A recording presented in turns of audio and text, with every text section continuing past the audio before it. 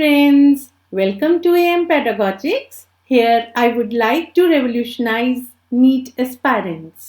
आज मैं बात करने वाली हूँ एक बहुत ही इंटरेस्टिंग टॉपिक के ऊपर जिसके ऊपर स्टूडेंट्स को बहुत ज़्यादा कंफ्यूजन रहता है whether it comes under asexual reproduction और सेक्सुअल रिप्रोडक्शन।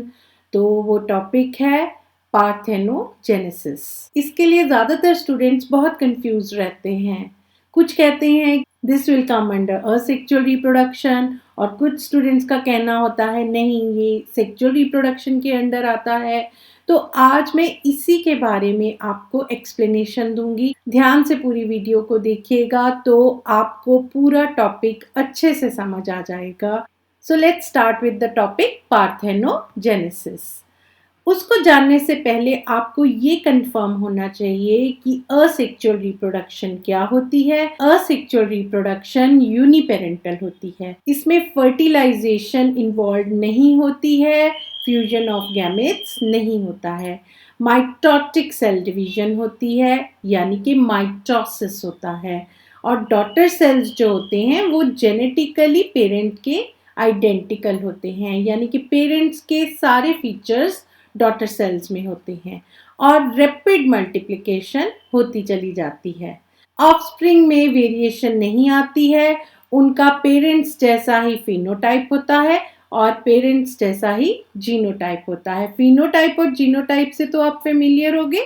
अगर इन दो टर्म्स फिनोटाइप एंड जीनोटाइप के बारे में आप जानते हैं तो जल्दी से कमेंट सेक्शन में अपना आंसर दें। जो ऑफस्प्रिंग असेक्सुअल रिप्रोडक्शन से होती है वो एवोल्यूशन शो नहीं करती क्योंकि पेरेंट्स के जैसे ही ऑफस्प्रिंग होती है। क्योंकि सेम कैरेक्टरिस्टिक्स होते हैं तो स्पीशीज भी डिफरेंट नहीं हो पाती पेरेंट्स से। सेक्सुअल रिप्रोडक्शन में इसके टोटली ऑपोजिट होता है। Two parents are involve, fusion of gametes होता है, डॉटर सेल्स जेनेटिकली आइडेंटिकल नहीं होते हैं, ऑफस्प्रिंग में वेरिएशंस आ जाती हैं, फिनोटाइप भी चेंज हो जाता है, जीनोटाइप भी चेंज हो जाता है, एवोल्यूशन भी तभी होती है और स्पीशीज भी चेंज हो जाती हैं क्योंकि कैरेक्टरिस्टिक्स चेंज हो जाते हैं।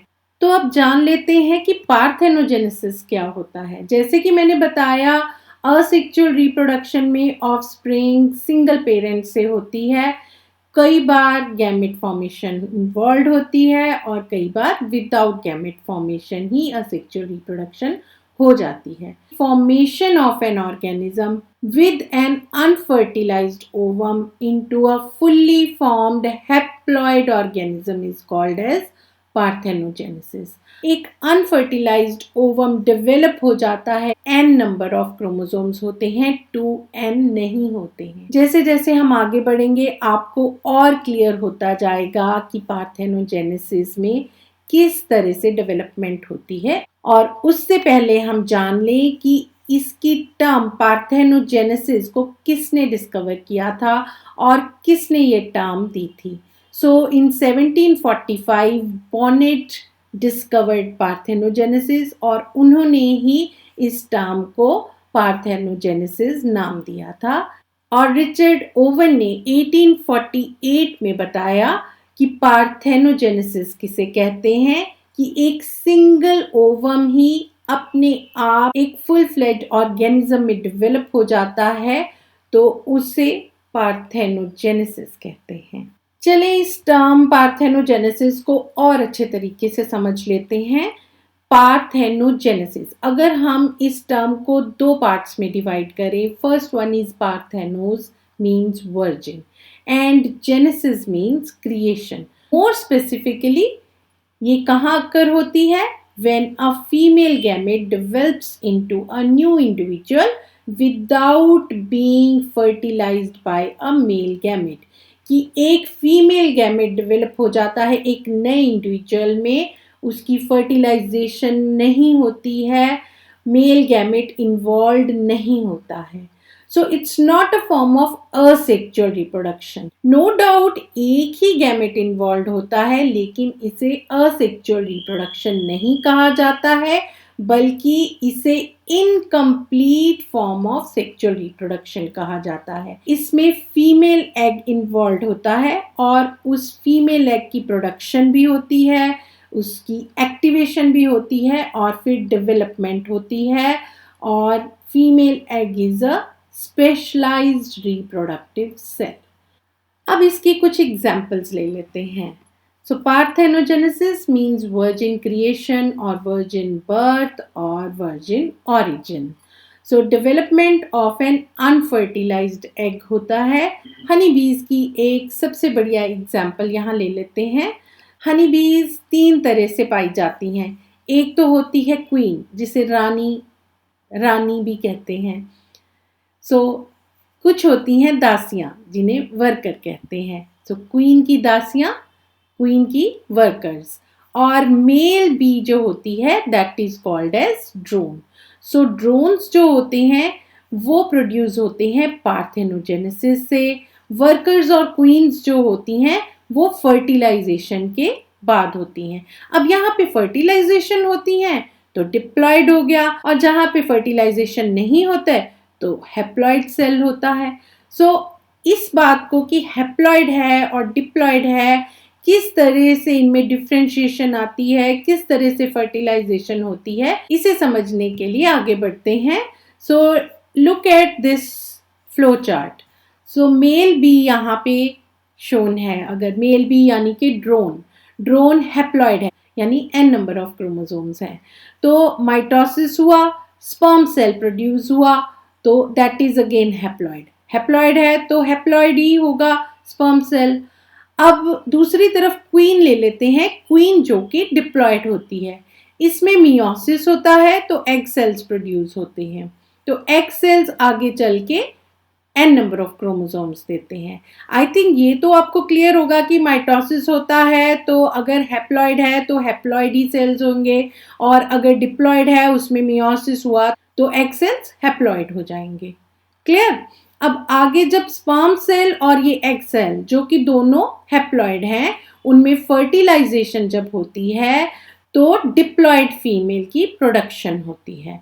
सो जो डिप्लॉयड फीमेल बनती है दैट मे बी वर्कर और दैट मे बी क्वीन। जैसे यहाँ पे तो फर्टिलाइजेशन होगी, लेकिन अगर यहाँ पे देखें कि इस एग सेल में फर्टिलाइजेशन नहीं होती है, ये egg cell as such develop होने लग जाता है और ड्रोन में डेवलप होता है। ड्रोन यानी कि मेल बी, और ये एग सेल हैप्लॉइड होता है, दैट्स वाई ड्रोन भी हैप्लॉइड होता है। इस फ्लो चार्ट के थ्रू मैं आपको और क्लियर करवा देती हूँ कि क्वीन हनी बी ने अगर n एग सेल्स दिए तो एक जो हैप्लॉइड सेल होगा वो डेवलप हो जाएगा मेल में, यानी कि ड्रोन में, और वही ड्रोन जब आगे माइटोसिस होके स्पर्म सेल देगा तो वो अगर इस हैप्लॉइड एग सेल से फर्टिलाइज होगा तो उस फ्यूजन से फीमेल बनती है हमेशा, और वो डिप्लॉयड फीमेल होगी। दैट मे बी वर्कर और may be queen. Only 1% chances are there कि क्वीन हो, बाकी सब की सब दासियां होती हैं उस रानी की, जो कि वर्कर्स कहलाती हैं। वो स्टेराइल होती हैं, आगे वो रिप्रोडक्शन नहीं कर पाती हैं। बस एक क्वीन होती है जो फर्टाइल होती है और वो आगे रिप्रोडक्शन करती है, ईदर बाय फर्टिलाइजेशन और बाय पार्थेनोजेनेसिस। जैसे कि मैंने पहले बताया कि this is incomplete form of sexual reproduction. इसे और अच्छे से समझ लेते हैं अगली स्लाइड की हेल्प से, और साथ ही साथ टाइप्स ऑफ पार्थेनोजेनेसिस भी समझ लेते हैं। तो सबसे पहले यहाँ पे आप रेड में देख सकते हो कि सेक्सुअल रिप्रोडक्शन शोन है। सेक्सुअल रिप्रोडक्शन में आपको पता है कि मियोसिस होता है, फीमेल एग सेल बनता है, हैप्लॉइड बन जाता है, ऐसे ही इसी तरह से स्पर्म सेल हैप्लॉइड होता है, और जब उनका फ्यूजन होता है तो डिप्लॉइड जाइगोट बनता है और फिर डिप्लॉइड इंडिविजुअल बनता है। क्लियर है आपको सेक्सुअल रिप्रोडक्शन? सो आगे बढ़ते हैं। पार्थेनोजेनेसिस हैप्लॉइड हो सकती है और डिप्लॉइड हो सकती है। हैप्लॉइड पार्थेनोजेनेसिस में क्या होता है कि मियोसिस होता है, एग सेल बनता है, हैप्लॉइड होता है और हैप्लॉइड जाइगोट में ही डेवलप होता है। जैसे कि मैंने हनी बी की एग्जांपल में बताया कि egg cell develops into drone. Haploid parthenogenesis को एरिनोटॉकी भी कहते हैं। डिप्लॉइड पार्थेनोजेनेसिस को थैलीटॉकी कहते हैं, और ये 2 तरह की होती है। ऑटोमिक्सिस एंड एपोमिक्सिस। ऑटोमिक्सिस में अगेन मियोसिस होता है। एक तो मेथड होता है कि क्रोमोसोम रेप्लिकेशन होती है और वो डिप्लॉयड हो जाता है और देन डिप्लॉयड जाइगोट बनाता है। और दूसरा मेथड होता है ये एग सेल दूसरे स्पर्म सेल से फ्यूज होता है और 2n यानी कि डिप्लॉयड जाइगोट बनाता है और डिप्लॉयड इंडिविजुअल में डेवलप होता है।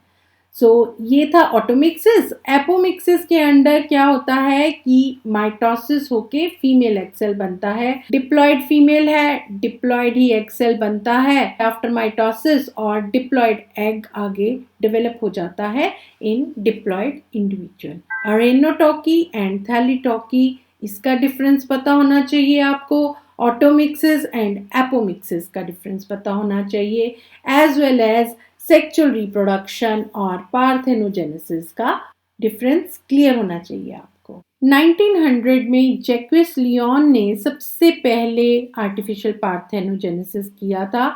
उसने क्या किया कि अनफर्टिलाइज्ड एग ले लिया फ्रॉग का और उसे प्रिक करते चला गया with the help of a needle. उसने क्या देखा कि कुछ अनफर्टिलाइज्ड प्रिक्ड एग्स में डेवलपमेंट स्टार्ट हो गई जो कि बिल्कुल नॉर्मल थी।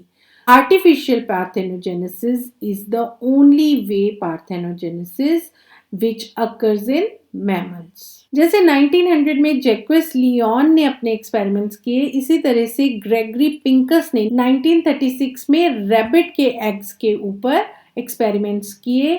रैबिट जो कि अगेन एक मैमल होता है, तो उसने टेम्परेचर चेंजेस की और कुछ केमिकल एजेंट्स को इंड्यूस किया in the eggs of the rabbit. उससे फिर उसने नॉर्मल रैबिट्स को डेवलप किया।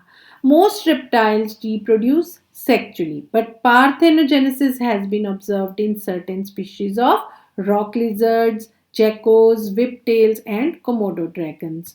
तो आगे एग्जाम्पल ले लेते हैं कोमोडो ड्रैगन्स की। तो आप यहाँ पे देख सकते हो बेबी कोमोडो ड्रैगन जो कि अनफर्टिलाइज्ड एग से हैच हो रहा है। ये फोटोग्राफ लंदन जू से ली गई है। और इंसेक्ट्स की डिफरेंट स्पीशीज आ जाती हैं, जैसे कि एंट्स और हनी बीज में, जैसे मैंने पहले भी बताया कि उनमें नेचुरल पार्थेनोजेनेसिस होता है। हैमरहेड शार्क्स होती हैं, वो भी पार्थेनोजेनेसिस से डेवलप हो सकते हैं। अब हमने बात की natural parthenogenesis as well as artificial parthenogenesis की, तो इनका डिफरेंस को अच्छे से समझ लें। नेचुरल पार्थेनोजेनेसिस होता है जब अनफर्टिलाइज्ड एग अपने आप एक नए इंडिविजुअल में डेवलप हो जाता है, जैसे कि हनी बी या एफिड्स में।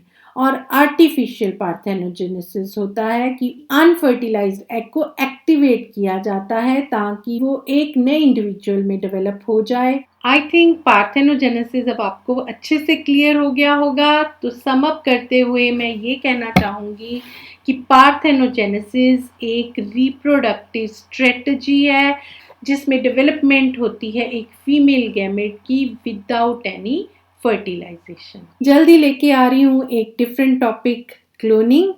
Like and share as well as subscribe to my channel.